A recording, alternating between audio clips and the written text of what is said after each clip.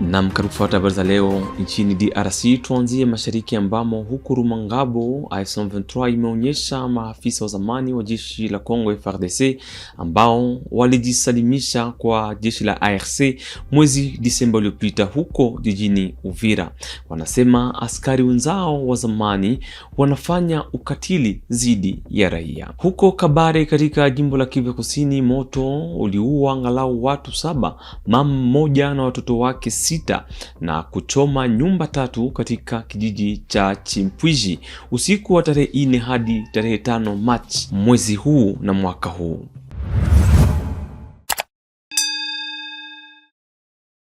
Hujambo. AFC M23 imewasilisha huku Rumangabo maafisa wa zamani wa jeshi la FARDC ambao walijisalimisha kwa jeshi lake ARC mwezi Disemba uliopita huko Uvira. Maafisa hawa wanasema kuwa jeshi la FARDC pamoja na washirika wao FDLR, wazalendo, askari wa Burundi na mamluki wa kigeni wanafanya ukatili dhidi ya raia. Fuateni hapa ushuhuda. 2 mars 2026 à Rumangabo, nous avons les officiers de FARDC qui se sont rendus et on va les laisser se présenter, s'il vous plaît. Je me nomme Major Jacques Chigorogo Chinabalire. Je viens d'Uvira où je travaille en tant qu'officier de la police. Là, nous avons vu et nous avons entendu des faits macabres. Donc, au début, l'armée FARDC utilisait les FDLR dans les hauts plateaux. Là, ils ont commis des dégâts, ils ont tué, ils ont massacré, ils ont violé, ils ont pillé. Donc, les biens des paisibles citoyens ont été pillés par les éléments de FARDC et ses alliés, les Wazalendo. Au niveau d'Uvira, là, c'était terrible. À Uvira, il y avait presque 68 généraux qui s'appelaient des généraux. Les généraux Wazalendo, ils étaient là-bas et chacun faisait ce qu'il voulait. Il pouvait tuer, il pouvait violer, donc il faisait tout ce que bon leur semblait. Et maintenant, les faits ont évolué. Nous, un petit groupe, nous sommes dit qu'on ne peut pas continuer de vivre dans des cas pareils. D'ailleurs, moi, dès le début du mois de février, tout juste après la prise de la ville de Bukavu, je me suis désolidarisé. Nous avons créé un petit groupe et nous sommes dit que nous devons être en contact avec Goma. Et nous avons fait ça et nous étions en contact avec Goma.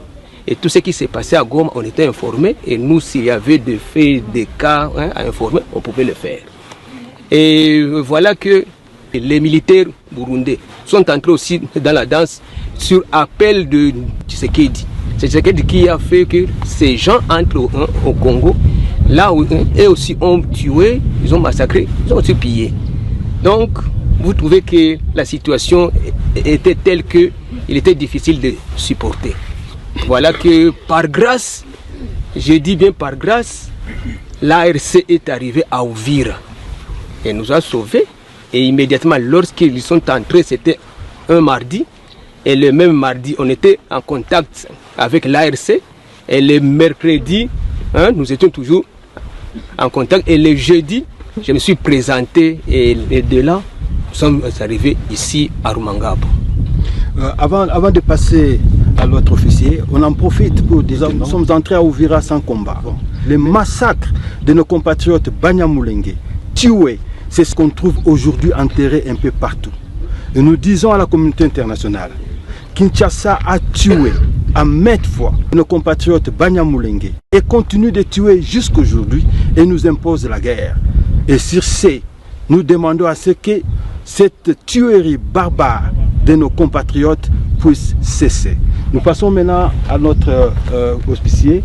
Si vous pouvez vous présenter, s'il vous plaît. Bonjour, je me nomme Major Chibanda Chisuza Vinek. C'est depuis 1996 que je suis dans l'armée. Mais c'est qui m'a poussé de quitter pour rejoindre le mouvement AFC. C'est ce que j'ai vu au sein de FARDC, ceux qui sont en train de commettre vis-à-vis de la population. la population maîtrise de Goma.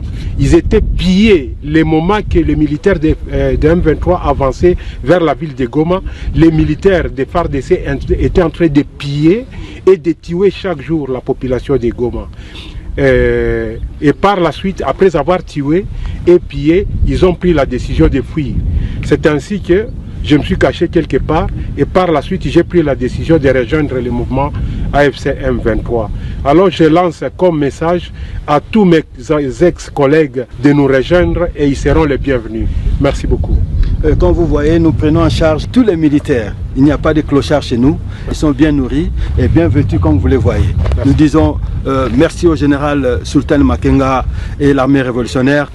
Merci. Watu angalau wa 7 wamekufa katika moto mkubwa ulioteketeza kijiji cha Chimpwiji usiku wa Jumatano tarehe 4 hadi Alhamisi tarehe 5 Machi mwaka huu.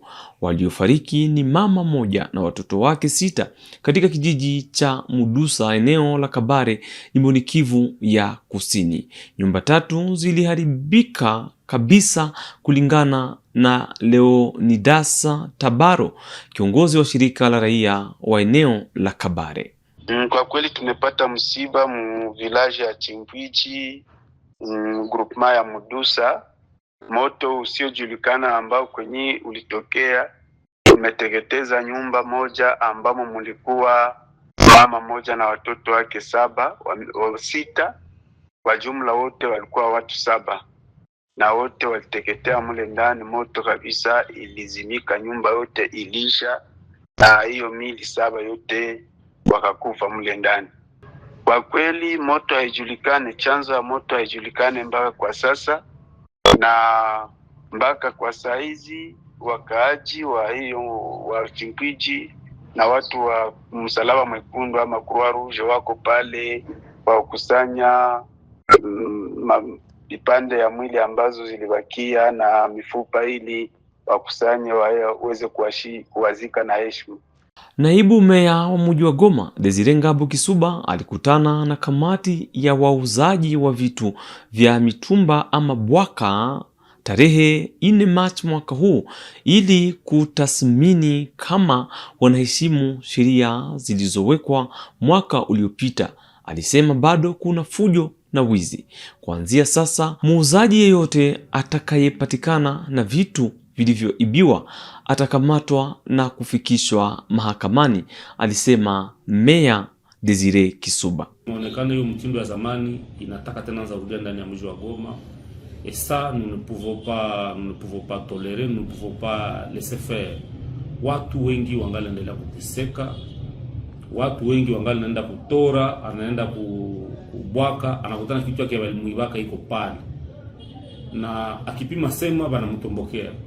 Et pourtant ile wakati ya intouchable haiko tena. Hakuna intouchable ndani ya mji wa Goma. Watu wote wanapasha joga kwa mstari. Même si c'est petit, ataikuwa msumari, ataikuwa wembe, ataikuwa shindano. Kitu yako ni yako. Ukikutana kubwaka, ukikutana kutora, uko na droit ya kuuliza ilifika pale namna gani. Watu wako naibia ma telefone, na waamua washaifanya wa intouchable kule kumatora, washaifanya wa intouchable kule kumabwaka. Zile makazi imesha jimultiplier. J'en ai profité aussi de l'occasion ya kuambia kama ile vitu kaendelea tutafunga bwaka na tora mvile ya Goma. Wakiendelea kuuza vitu ya wisi, tutafunga bwaka, tutafunga na tora ndani ya mji wa Goma.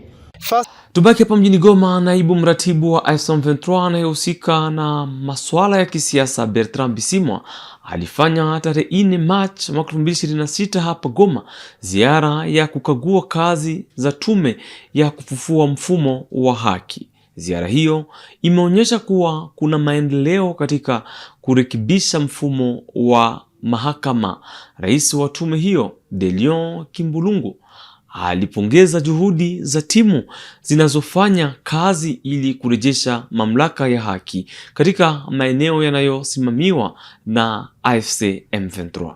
Le coordonnateur adjoint de la FCM 23 à charge des questions politiques, diplomatiques et juridiques et administratives, Bertrand Bissimois, a effectué ce mercredi 4 mars une visite éclair au bureau de la commission de relance de la justice dans les territoires libérés par le mouvement révolutionnaire. Il a été question de s'enquérir de son fonctionnement et remonter ainsi le moral du personnel, comme l'a indiqué Bertrand Bissimois à l'issue d'une séance de travail axée sur les activités menées au quotidien par la dite commission. Je suis venu un peu me rendre compte du travail de titan que notre commission fait depuis plusieurs mois déjà. Et évidemment, le peuple attend les résultats de la commission. Mais je voulais me rassurer que le travail se poursuit et qui va finalement aboutir à ce que tout le monde attend.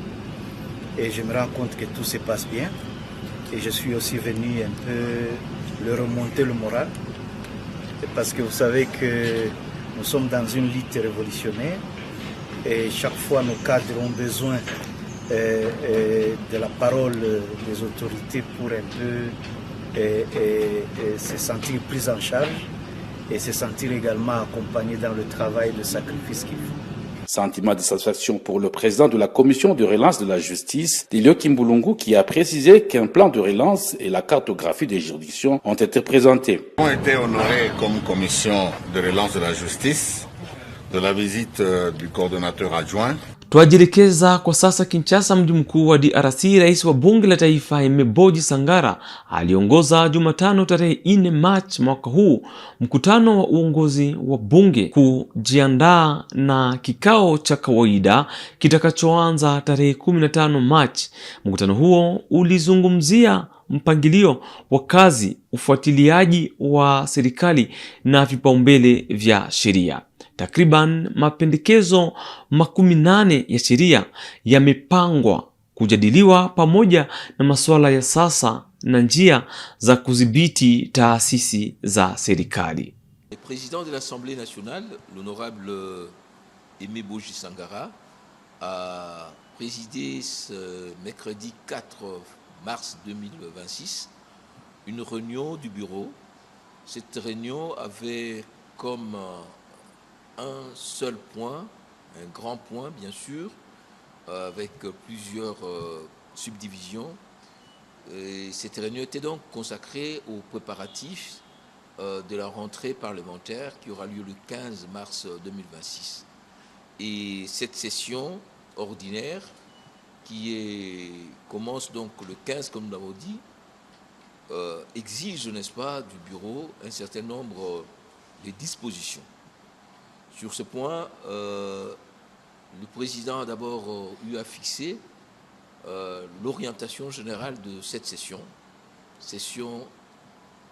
qui va se concentrer sur le contrôle parlementaire. Mais on ne pourra pas aborder toutes ces questions sans tenir compte de contexte politique, aussi bien interne qu'international, le contexte économique, des contextes diplomatiques et social.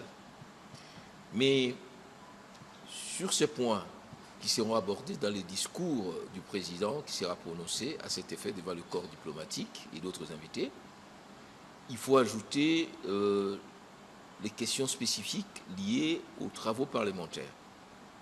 Le président a insisté sur la rationalisation de nos travaux, avec notamment une fondamentalité consacrée d'abord aux initiatives législatives. Nous avons plus ou moins 80 initiatives législatives, aux initiatives de contrôle, les questions d'actualité, les questions orales avec débat et d'autres mécanismes de contrôle. Cette session va aussi se consacrer ou être consacrée aux questions d'audition des rapports des institutions d'appui à la démocratie, que ce soit la CENI, le Conseil supérieur de l'audiovisuel et de la communication, la Commission nationale des droits de l'homme et d'autres. Et sur la méthodologie, le président de l'Assemblée nationale a insisté sur l'adoption d'un schéma de travail. Ce schéma d'ailleurs qui va nous amener à densifier le contrôle des finances publiques, aussi bien au sein de l'institution elle-même qu'au niveau du gouvernement. Mais pour réussir et optimiser le résultat de ces travaux parlementaires, il faut d'abord que les députés reviennent. Donc, le président de l'Assemblée a instruit Madame la questeur pour qu'elle prenne toutes les dispositions pour que plus tard, le 15, tous les députés soient là. Katika jimbo la Kwilu tarehe 4 Machi, waziri wa miundombinu alianza kazi za kujenga na kuboresha barabara ya Petit Kasai hadi Bulungu kilomita 16.4 na tawi la barabara RN 19 Vanga kilomita 27. Miradi hii inafadhiliwa na mpango wa ushirikiano wa Sino Congolais. C'est à bord d'une bulldozer de la firme chinoise Sinohydro 14 que John Bonzalunda, ministre des ITP, a donné le départ symbolique aux travaux de construction de 87 km de route dans le territoire de Bulungu, en province de Kwilu, ce mercredi 4 mars 2026, à partir du village Petit Kasai. La cérémonie mémorable a connu la participation de plusieurs députés nationaux, ceux provinciaux et des sénateurs, tous élus du Kwilu. En leur nom, Marie-Ange Lukiana Moufankolo a salué cet investissement consenti par le gouvernement de la République qui concrétise ainsi une promesse faite par le président Félix Tshisekedi lors de la campagne électorale de 2023. Les détails du projet ont été donnés par l'ingénieur Nico Nzaou, directeur général de l'Agence congolaise des grands travaux, maître d'ouvrage délégué du ministère des infrastructures et travaux publics sur ce projet. Permettez-moi, au nom de l'Agence congolaise des grands travaux, d'exprimer une gratitude appuyée à son Excellence, Monsieur le Président de la République, chef de l'État, pour avoir érigé la construction et la réhabilitation des routes en priorité nationale, convaincu que l'infrastructure constitue l'un des piliers fondamentaux de la souveraineté et du développement durable de notre pays. Concrètement, le projet que nous lançons aujourd'hui comprend les désengagements, nettoyage de l'emprise, les travaux de terrassement, détapage, remblai, réglage et compactage sur un record total de 87 km. Lors de son adresse à la population, le ministre des ITP a rappelé sa ferme volonté de mener ce projet à bon port avec le concours de toutes les parties prenantes. Bulungu, lelo toye awa toye po tata mokonzi ya ekolo mwana mboka Faci Beton ndenge azotonga Kongo, azotonga Kwilu, alobi Bulungu ekotikala na nsima te. Obetela tata mokonzi maboko Faci Beton aye développement ya Bulungu e bandi.